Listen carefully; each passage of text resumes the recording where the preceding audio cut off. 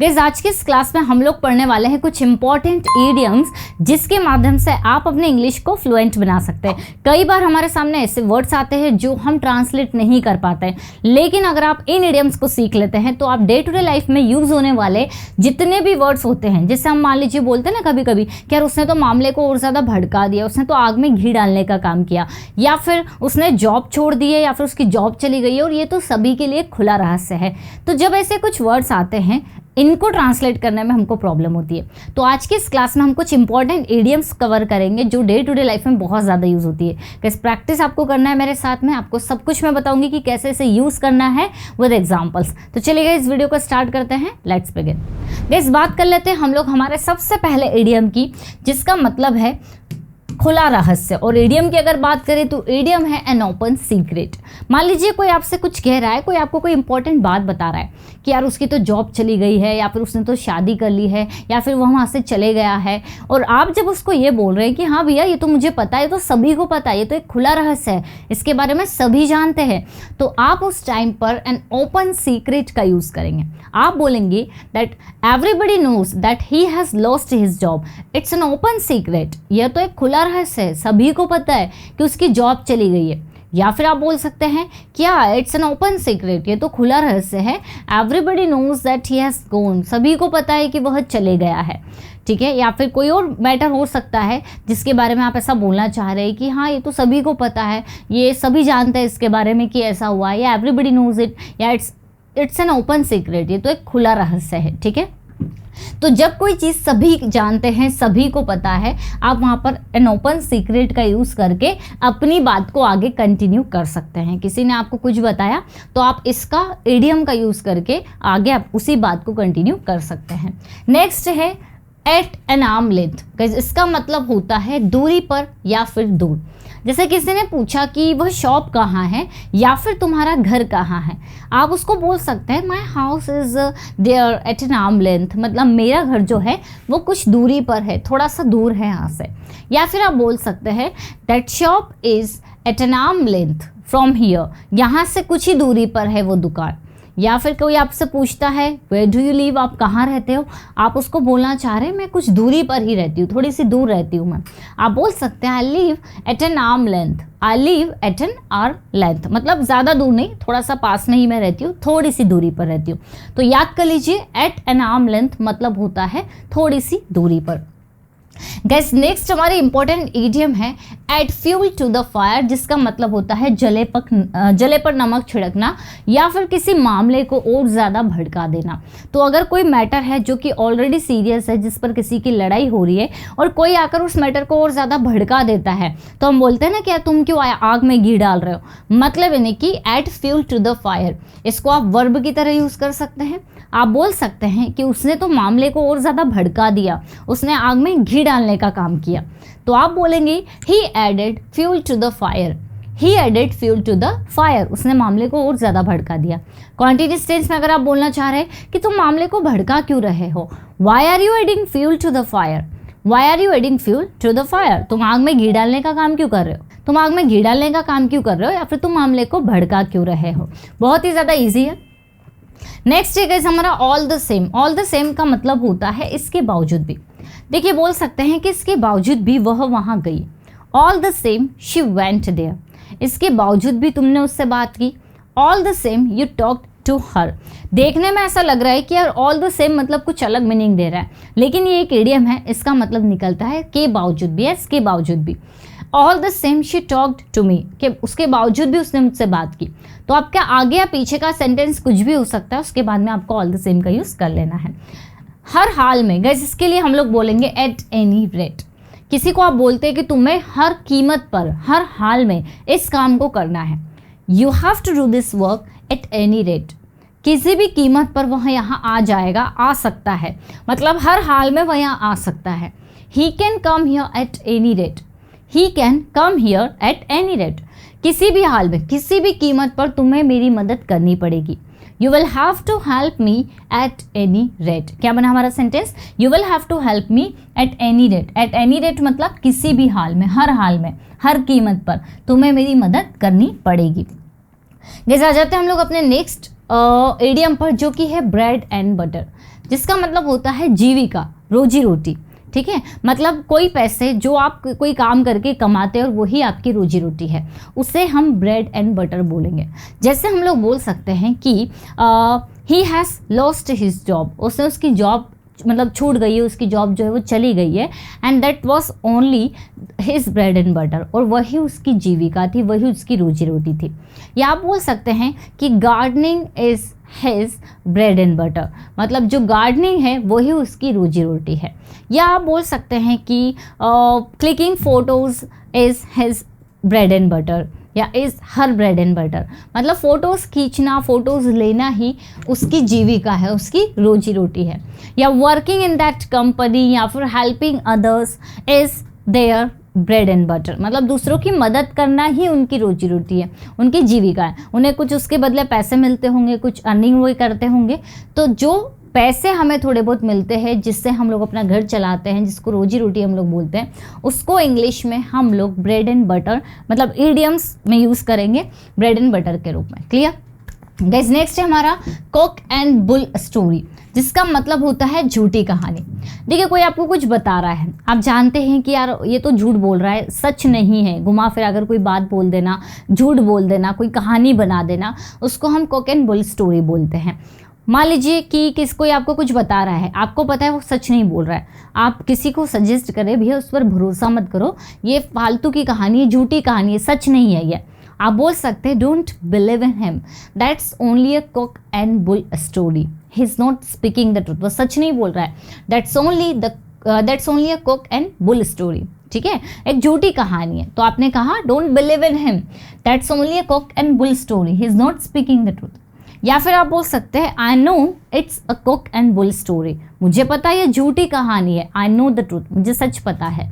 तो जब आपको लगे कि कोई कहानी झूठी है, सच नहीं है, आप उसके लिए यूज़ करेंगे कॉक एंड बुल स्टोरी। ठीक है, बहुत ईजी है। कॉल नेम्स गाइस, इसका मतलब होता है बुरा भला कहना, किसी को आप कुछ बुरा भला कह रहे हैं, ये भी हम वर्ब की तरह यूज़ कर लेंगे। जैसे मैंने कहा he was calling my names, he was calling my names, मतलब वो मुझे बुरा भला कह रहा था। या फिर जैसे मैं आपसे कह सकती हूँ कि आपने उसे बुरा भला क्यों कहा, why did you call his names, why did you call his names, आपने उसे बुरा भला क्यों कहा। वह हमेशा तुम्हें बुरा भला कहता है, ही always calls your name, he always calls your names, मतलब वह हमेशा तुम्हें बुरा भला कहता है। तो जैसे हम लोगों ने add fuel to the fire को वर्ब की तरह यूज़ किया था, हम कॉल नेम्स को भी वर्ब की तरह यूज़ करेंगे। आंखें खोल देने वाला मामला, एन आई ओपनर। ठीक है, सो गाइस मान लीजिए कि कोई आपके सामने ऐसा इंसिडेंट आया है जिससे आपको सच पता चल गया हो, जिससे आपकी आंखें खुल गई हो, तो वहाँ पर जिससे आप शॉक्ड रह गए हो, तो वहाँ पर आप आई ओपनर बोल सकते हैं। जैसे आप बोल सकते हैं that was the eye opener, मतलब वह आई ओपनर था, वह आंखें खोल देने वाला मामला था। या आप बोल सकते हैं कि that celebration was an eye opener for me, मेरे लिए तो वो सेलिब्रेशन जो था वो क्या था, आंखें खोल देने वाला मामला था। मतलब आपको नहीं पता था कि वहाँ कुछ ऐसा होगा और आपने कुछ ऐसा वहाँ पर देखा, तो जिससे आपको ऐसा लगा कि जो सेलिब्रेशन में जो चीज़ें हुई, जो आपको पता चला, वो आपके लिए आई ओपनर था। ठीक है, तो कोई मैटर जिससे कि आपको सच का पता चल जाए, आप उस मैटर के लिए आई ओपनर यूज़ कर सकते हैं। नाउ नेक्स्ट है गेट इनटू ट्रबल, जिसका मतलब होता है मुसीबत में फंसना। ये गेट को आप वर्ब की तरह यूज़ कर सकते हैं। जैसे मैंने कहा she has got into trouble, वह मुसीबत में फंस चुकी है, वह परेशानी में फंस चुकी है। तो क्या बनाया सेंटेंस हमने, she has got into trouble. या फिर I don't want to get into trouble, मैं परेशानी में नहीं फंसना चाहती हूँ, मैं मुसीबत में नहीं फंसना चाहती हूँ। I don't want to get into trouble.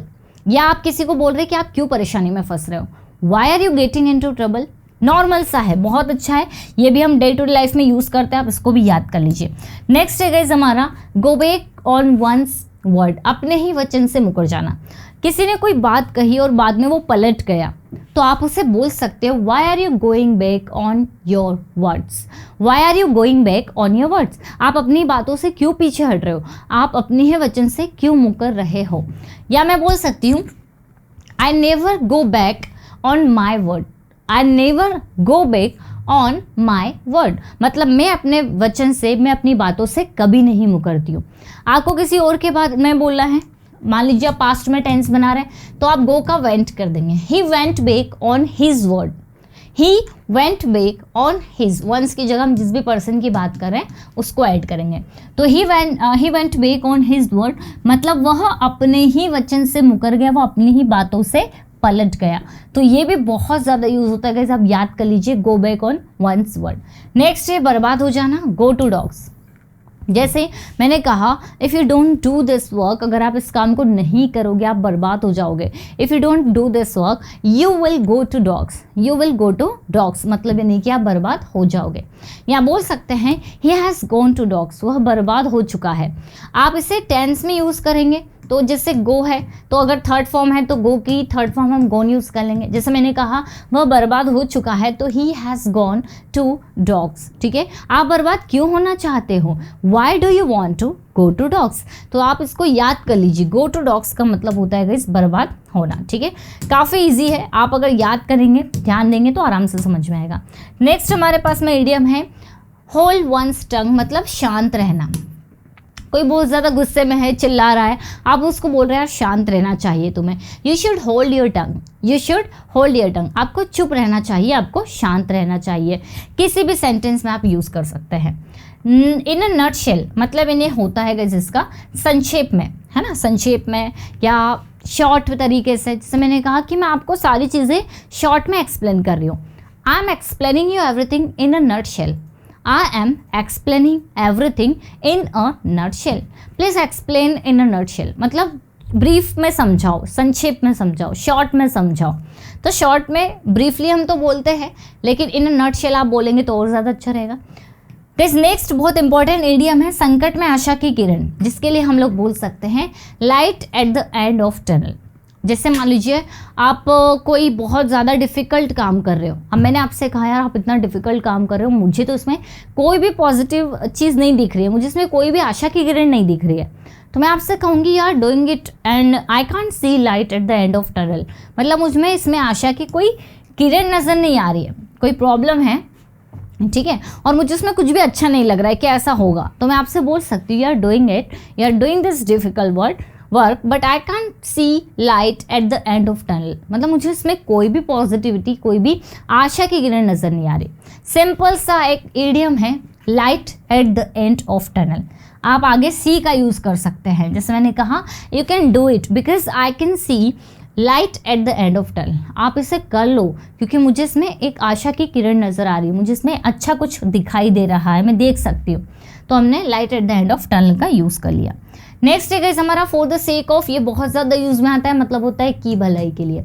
जैसे आपकी भलाई के लिए for the sake of you, मेरी भलाई के लिए for the sake of me, उसकी भलाई के लिए for the sake of him. आगे या बाद में आपका जो भी सेंटेंस आप लेना चाहो ले सकते हो। विषय पर बात बंद कर देना गाइस, इसका मतलब होता है drop a subject, you should drop this subject, आपको अब इस विषय पर बात बंद कर देना चाहिए। या फिर I want to drop this subject, मैं अब इस विषय पर विवाद बंद करना चाहती हूँ। Why are you dropping a subject या why are you dropping this subject, आप इस विषय पर विवाद बंद क्यों कर रहे हो, किसी भी टेंस में आप ले सकते हो। फेयर वेदर फ्रेंड, गाइस कोई ऐसा फ्रेंड जो मुसीबत में आपका साथ ना दे, तो आप वहाँ पर फेयर वेदर फ्रेंड का यूज़ करेंगे, इडियम है। जैसे he is fair weather friend, वह ऐसा दोस्त है जो मुसीबत के समय काम नहीं आता है, मुसीबत के समय मेरी हेल्प नहीं करता है। गाइस पेट में चूहे कूदना, मतलब बहुत ज़्यादा भूख लगना, आप वहाँ पर एक्सट्रीमली हंग्री का यूज़ कर सकते हैं। जैसे अगर मैं कहूँ कि मेरे पेट में चूहे कूद रहे हैं, मुझे बहुत ज़ोर से भूख लगी हुई है, तो मैं बोल सकती हूँ आई एम एक्सट्रीमली हंग्री, या फिर she is extremely hungry, why are you extremely hungry. तो इस तरह से आप इस सेंटेंस को, इस इडियम को यूज़ कर सकते हैं। नेक्स्ट है खुशी पर बुरी नज़र डालना। जैसे कि कोई मतलब बहुत ज़्यादा खुश है और नज़र लगाना, ठीक है, कुछ बुरा भला कहना, आपने कुछ गड़बड़ कर देना, तो होता है throw cold water on someone's pleasure. मान लीजिए कोई खुश है, आप जाकर कुछ गलत कर रहे हो, आप उस मैटर को बिगाड़ रहे हो, तो मैं बोल सकती हूँ why are you throwing cold water on his pleasure, why are you throwing cold water on his pleasure, मतलब आप उसकी खुशी पर बुरी नज़र क्यों डाल रहे हो। He has thrown cold water on his pleasure, ठीक है, या ऑन राम्स प्लेजर, उसने राम की खुशियों पर बुरी नज़र डाल दी है। तो यहाँ पर थ्रो को आप वर्ब की तरह यूज़ करेंगे। गाइस ये इडियम्स इतनी ज़्यादा इंपॉर्टेंट है जो सिलेक्ट की है मैंने आप लोगों के लिए, क्योंकि देखिए इनमें से सारे इडियम्स हम लोग यूज़ करते हैं, कोई भी ऐसी इडियम नहीं है जो यूज़ में नहीं आती। ज़रूरत है तो आपको इनको बार बार पढ़ने की, इनमें सेंटेंसेस बनाने की। अगर आपको कोई भी इडियम अच्छी लगी है कमेंट सेक्शन में सेंटेंसेस ज़रूर बनाइएगा, और कोई भी क्या सारे इडियम्स के सेंटेंसेस आप बना सकते हैं। आई होप गाइस ये छोटा सा वीडियो आप लोगों के लिए हेल्पफुल रहा होगा। अगर अच्छा लगा है तो लाइक तो कर देना। इडियम्स भी ज़रूरी है, इसलिए वीडियो को पूरा आप ज़रूर देखा करें, प्रैक्टिस किया करें। चलिए गाइस मिलते हैं हम लोग अपने नेक्स्ट क्लास में। Till then bye bye, take care.